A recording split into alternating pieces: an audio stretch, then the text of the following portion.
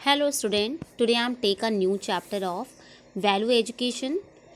Value education का ये first chapter है स्पार्की हुप्स। स्टूडेंट, आज हम लोग इस चैप्टर में इस स्टोरी को समझेंगे और इससे क्या लेसन मिलता है इसके बारे में भी देखते हैं। तो स्टूडेंट, यहाँ पे स्पार्की हुप्स एक फाइटर बुल है और ये स्टोरी स्टार्ट होती है एक लड़के से जिसका नाम है रॉकी। रॉकी अपने आंगन में रो रहा होता है और वो क्यों रोता है? क्योंकि जो उसके क्लासमेट थे वो उसको हमेशा परेशान किया करते थे, उसको चिढ़ाते रहते थे और ये कोई पहली बार नहीं था, वो अक्सर ऐसा किया करते थे। अब ये रॉकी चाहे उनको डांटे या फिर उन्हें कुछ भी कह दे, उन्हें उन पर चिल्लाए, उनको डांटे, उनको धमकी दे, फिर भी वो लोग इस चीज़ को स्टॉप करने वाले नहीं थे। मीन्स वो उसको हमेशा परेशान करते रहते थे। और इस तरह से रॉकी जब रो रहा होता है उसे उस समय एक उससे बड़ा लड़का देख रहा होता है। तो फिर जब वो उसके पास जाता है और कहता है कि क्या तुम चाहते हो कि ये सब बंद हो जाए, तो और मैं तुम्हें एक कहानी सुनाऊं एक वाइस बुल के बारे में जिसका नेम है स्पार्की हुप्स। तो फिर रॉकी कहता है हाँ बिल्कुल, मुझे सुनाओ वो स्टोरी। फिर वो लड़का वो स्टोरी सुनाना स्टार्ट कर देता है स्पार्की हुप्स की। जैसा कि मैंने स्टार्ट में ही बता दिया था, स्पार्की हुप्स क्या था? एक फाइटिंग बुल था। और जो स्पार्की था उसका जो फील्ड था वो एक फार्मर के घर के बगल था। मीन्स जहाँ पर स्पार्की रहता था जिस फील्ड पर, उसी के बगल में एक फार्मर का घर था। एक दिन स्पार्की उस फार्मर के विंडो में से देख रहा होता है। तभी उसकी नज़र कहाँ पड़ जाती है? टेलीविज़न पर, मतलब टीवी पर पड़ जाती है। और उस टीवी में बुल फाइटर के बारे में वो दिखा रहे होते हैं। तो उसे देखकर स्पार्की के दिमाग में ये आता है कि वो भी इन्हीं लोगों की तरह है, वो भी इसी काम के लिए तैयार किया जा रहा है, मतलब फ़ाइट करने के लिए ही तैयार किया जा रहा है। फिर जल्द ही वो दिन आ जाता है जब स्पार्की को फाइट करना होता है। स्पार्की जैसे ही बुल रिंग में एंटर करता है तभी उसको क्या होता है, पीछे से बहुत तेज़ी से मारते हैं। तो उस समय उसे बहुत पेन होता है, लेकिन वो खुद पर कंट्रोल करता है। क्यों? क्योंकि उसको फाइटिंग नहीं करनी थी। वो खुद को कंट्रोल करता है, अपना गुस्सा अपने अंदर रखता है और फिर वो कुछ रिप्लाई में नहीं करता है, मतलब वो मारना या झगड़े करना स्टार्ट नहीं करता है। फिर उसको जो बुल फाइटर रहता है वो फिर से उसको परेशान करता है, मतलब कोशिश करता है कि जब ये बुल फाइटर कुछ करेगा तो ये रिप्लाई में स्पार्की कुछ रिप्लाई में करेगा, अपना गुस्सा निकालेगा। लेकिन स्पार्की इस बार भी ऐसा नहीं करता है। वो फिर से अपना गुस्सा अपने अंदर निगल जाता है और वो कुछ नहीं बोलता है।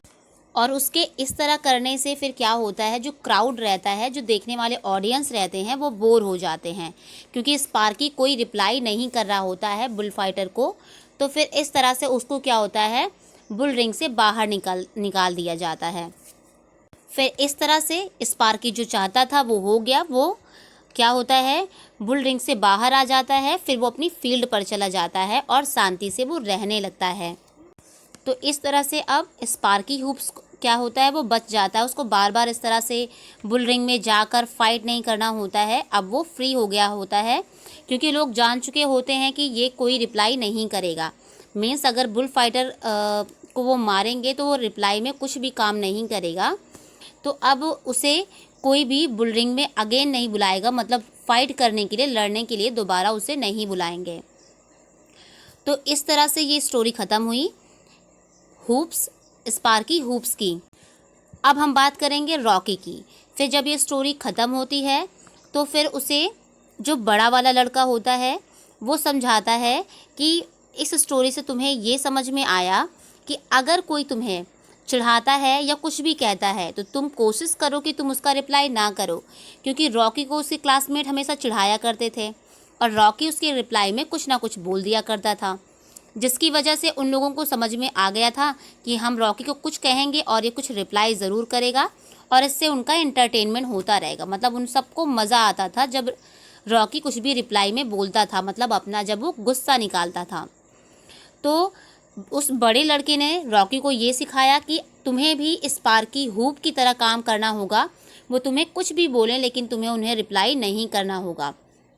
ऐसा करने से वो क्या होंगे, एक दिन खुद ही तुम्हें परेशान करना बंद कर देंगे और किसी और बच्चे को ढूंढने लगेंगे परेशान करने के लिए। रॉकी को शुरुआत में ये तो थोड़ा अजीब लगता है, लेकिन फिर भी वो तैयार हो जाता है कि वो आगे ऐसा ही करेगा।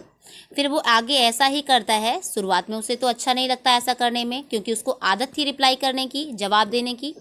लेकिन कुछ दिनों के बाद उसकी आदत बन जाती है और वो उनका रिप्लाई करना बंद कर देता है। तो इस तरह से जो उनके दोस्त रहते हैं, फिर उनको अच्छा नहीं लगता है कि रॉकी कुछ भी रिप्लाई नहीं कर रहा है। और अब उन लड़कों को मज़ा आना बंद हो गया, क्योंकि रॉकी अब अपना गुस्सा नहीं निकाल रहा होता और कुछ बोलता ही नहीं है। तो वो सब बोर हो जाते हैं और रॉकी को परेशान करना बंद कर देते हैं। तो स्टूडेंट, आपको इस स्टोरी से क्या लेसन मिला? वो ये कि हमें किसी को बेवजह परेशान नहीं करना चाहिए। हमें ना तो किसी को परेशान करना चाहिए, ना तो किसी की बुली करनी चाहिए, और ना ही किसी को खुद के साथ करने के लिए अलाउ करना चाहिए। और सबसे अच्छा तरीका है कि अगर कोई आपका मजाक बना रहा है तो आप उसे इग्नोर कर दें। और अगर आप उसे इग्नोर करेंगे तो वो दोबारा ऐसा नहीं करेगा, क्योंकि वो ये काम इसलिए कर रहा होता है ताकि आप चिढ़ें और उसके बारे में कुछ बोलें। नाउ स्टूडेंट, अब मैं आपको कुछ वर्क बता देती हूँ which you have to do in your copy.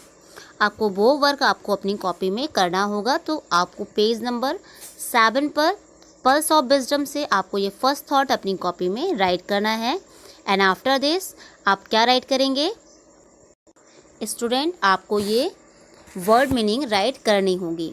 आप ये देख पा रहे होंगे वैल्यू एंड मीनिंग्स, तो आपको इसे भी अपनी कॉपी में राइट करना है।